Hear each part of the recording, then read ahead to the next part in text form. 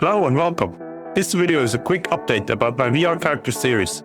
I want to start off by thanking everyone who subscribed and helped me reach 100 subscribers. I'm really grateful for your support and it is what makes me keep going. I know you are all patiently waiting for the next part of the VR character series. I am making this video to let you know that the next part is coming, but it's taking a bit longer to complete since there is going to be a lot of details and complexity with the weapon system. I also wanted to explain a bit more about how to get the most out of my blueprint tutorials. I usually recommend following the tutorial one by one in a separate project.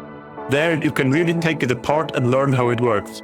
The VR character series will be recreated in one video in C++ because blueprints are quite limited in performance when it comes to VR, but are better for prototyping. I also created a series in blueprints first, so beginners with no C++ knowledge can get a chance at understanding how such a system could work. And of course, for those who do not want to watch hours of tutorials, the C++ version will be available as a project template on Fab when it is complete.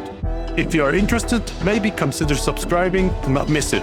Other than that, thank you for your patience and I will see you next time. Bye!